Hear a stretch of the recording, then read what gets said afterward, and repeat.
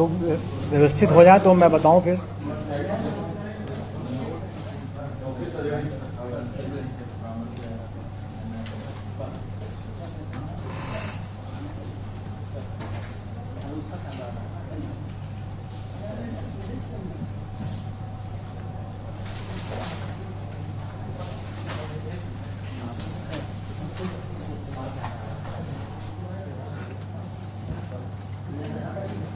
आप लोग सेटल्ड हैं?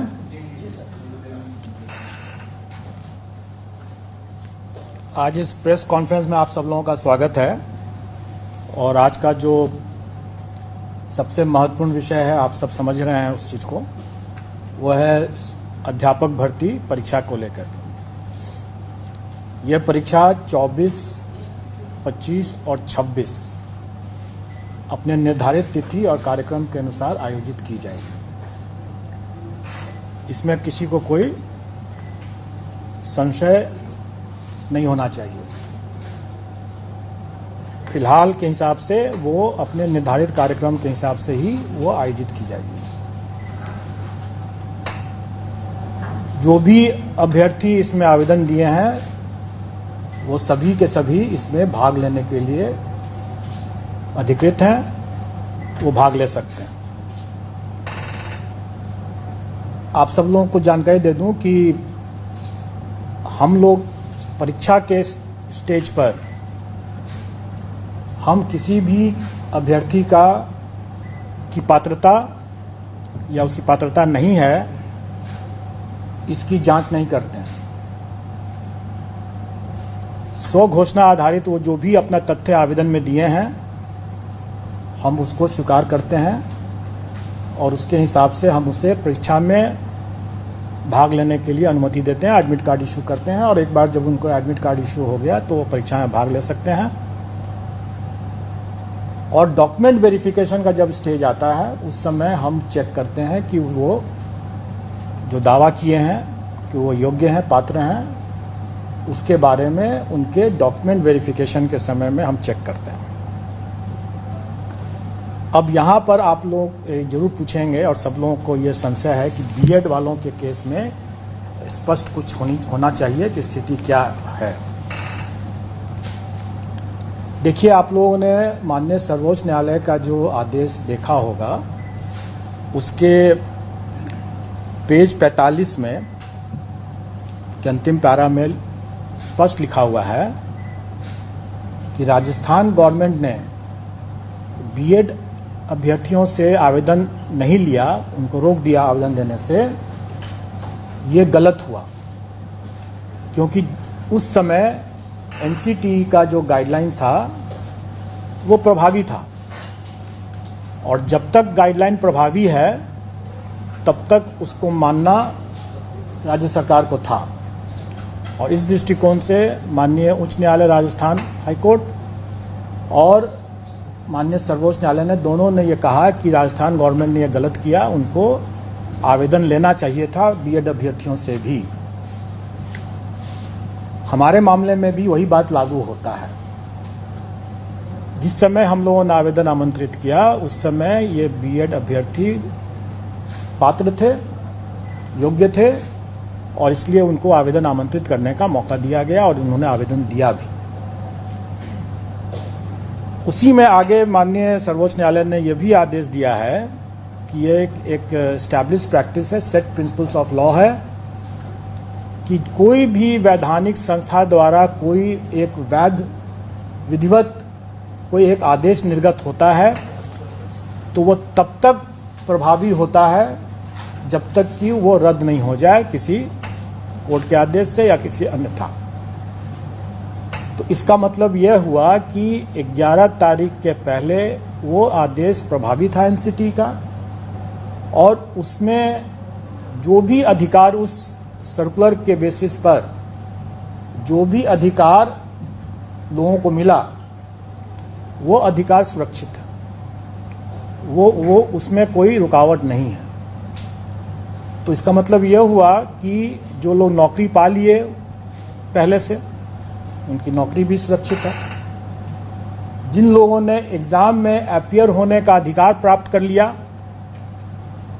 उनका वो अधिकार भी सुरक्षित है।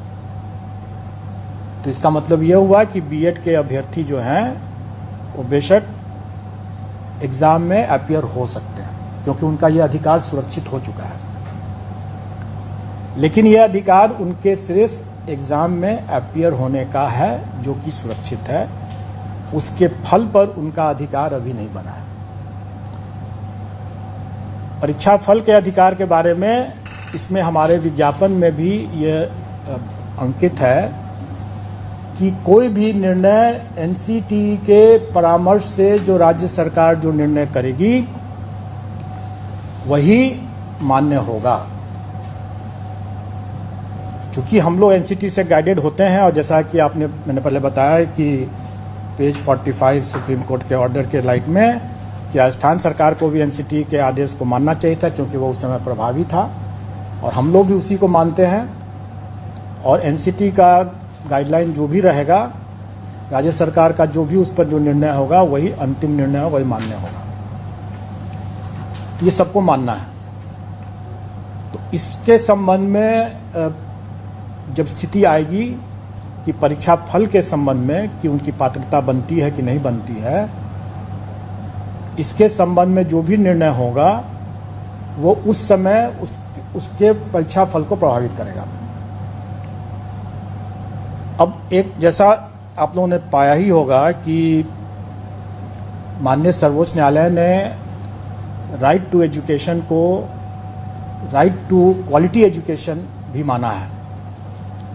स्वाभाविक है, और आप सब लोग अवगत हैं कि राइट टू लाइफ, जीवन का अधिकार, ये शिक्षा के अधिकार के पहले से ही हमारे संविधान में जीवन का अधिकार जो है एक मौलिक अधिकार के रूप में पहले से उपलब्ध है। और माननीय सर्वोच्च न्यायालय ने ही अपने पूर्व के बहुत से आदेशों में इसको विस्तारित करके ये भी कहा है कि राइट टू लाइफ जो है वो right to live with dignity को भी उसमें ऐड किया है। और ये अधिकार जो मौलिक अधिकार है जो कि राइट टू एजुकेशन के पहले से है। जैसा आपने अभी देखा कि during the currency of the circular, मतलब जो जब तक एनसीटी का वो सर्कुलर वैलिड था तब तक जो अधिकार मिल गया कैंडिडेट्स को, वो अधिकार सुरक्षित होना चाहिए। तो मेरा ये व्यक्तिगत ओपिनियन है, अभिमत है कि जीवन का अधिकार जो उन्हें मिला कि हम बीएड करके ब्रिज कोर्स के रास्ते से हम अपने इस अधिकार का पालन कर पाएंगे, इसकी पूर्ति कर पाएंगे, अपना आजीविका अर्जित कर पाएंगे। ये अधिकार जो मुझे मिला, ये अधिकार वर्तमान में शायद उसका हनन हो जा रहा है। तो अगर कोई अभ्यर्थी, मैं नहीं जानता हूं कि वो कितना सही है कि नहीं है सही है, लेकिन अगर कोई अभ्यर्थी अगर इन सब बिंदुओं को या अपने विधि परामर्श लेकर के अगर अपना कोई दावा या पुनर्याचिका अगर माननीय सर्वोच्च न्यायालय में दायर करते हैं, तो हमें उसके फलाफल के लिए प्रतीक्षा करना पड़ेगा, और उसके फलाफल से ही प्रभावित होगा उनका परीक्षा फल।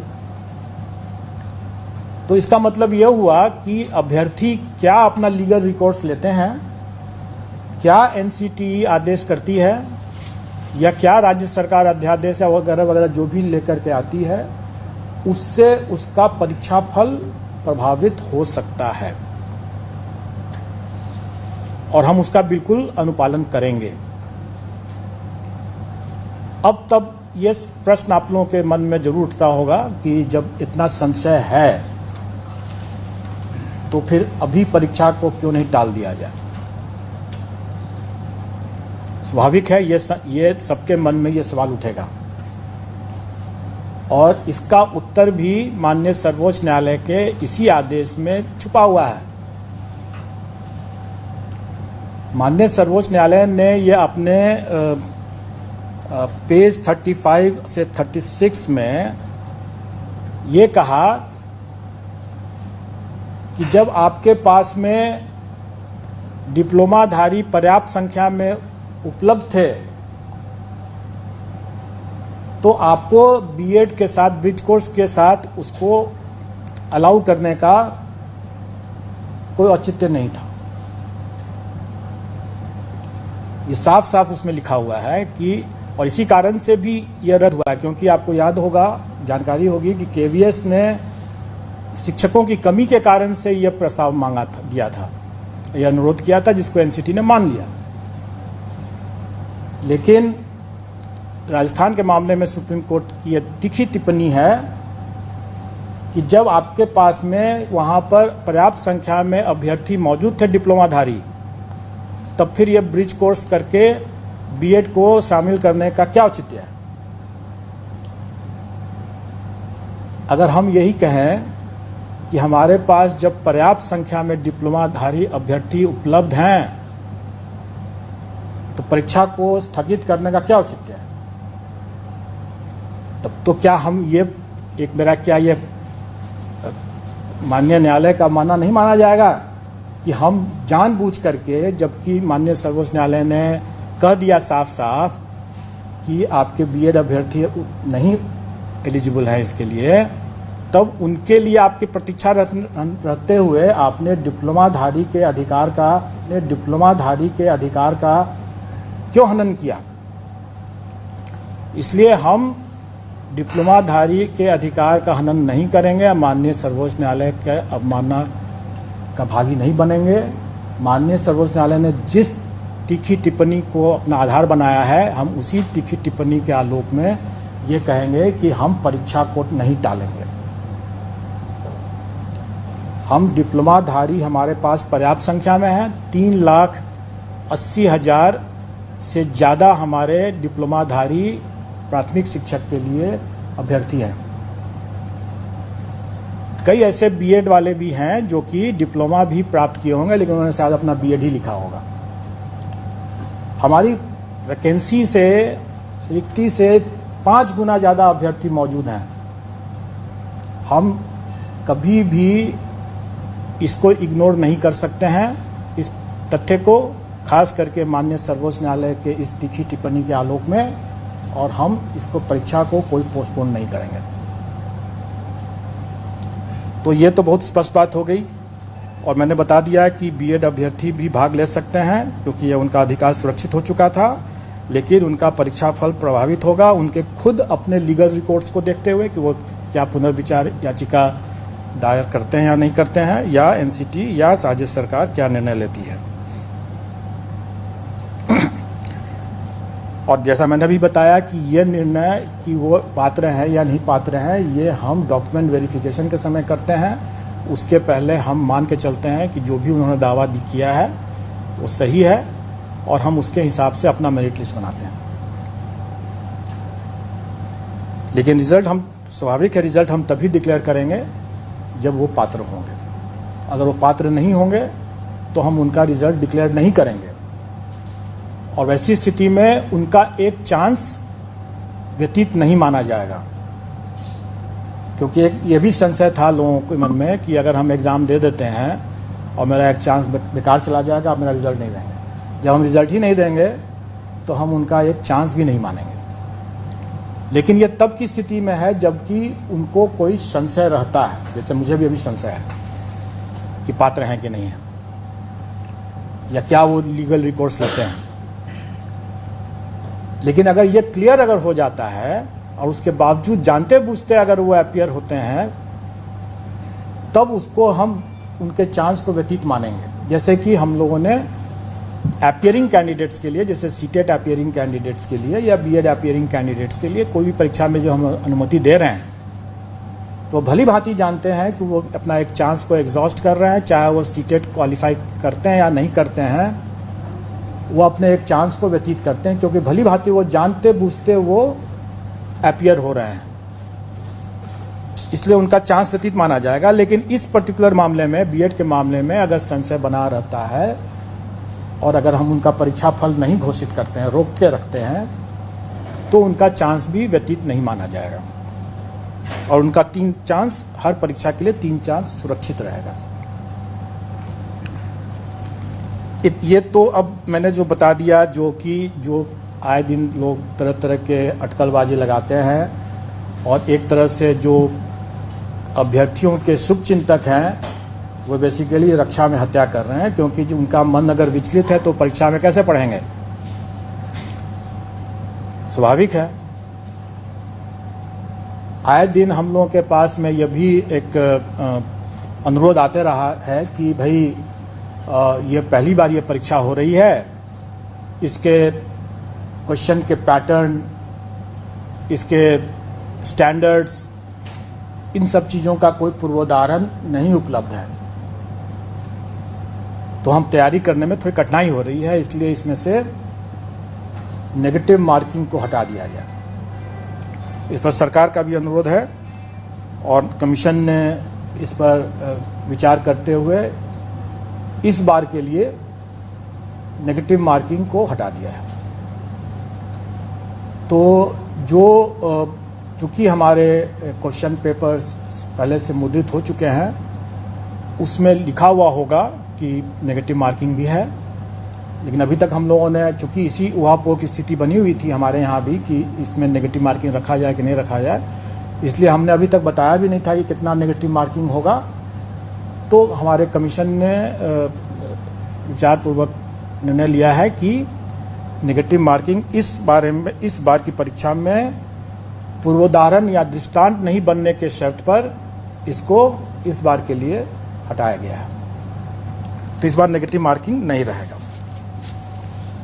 दूसरा, इस बार हम लोगों ने परीक्षा के लिए कई व्यापक व्यवस्था किया है। कदाचार मुक्त परीक्षा हो सके, इसके लिए हम लोगों ने बहुत व्यापक व्यवस्था किया है, बायोमेट्रिक का भी, कैमरा का भी और ऑब्जर्वर्स का भी। आप सब लोग अवगत हैं कि 1 घंटा पहले परीक्षा कक्ष में प्रवेश बंद हो जाएगा। बहुत बार लोग इसको कंफ्यूज कर जाते हैं।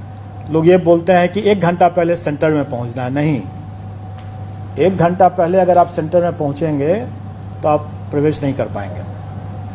आपको 1 घंटा से अधिक, मतलब कि 2.5 घंटा से लेकर के 1 घंटा पहले तक में आपको प्रवेश मिल सकता है।